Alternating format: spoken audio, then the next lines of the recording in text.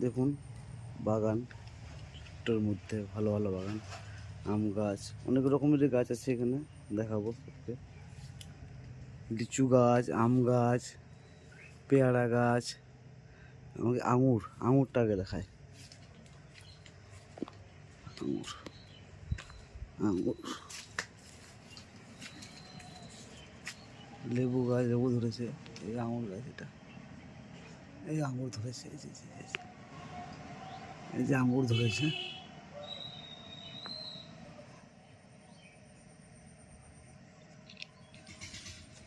খুব সুন্দর,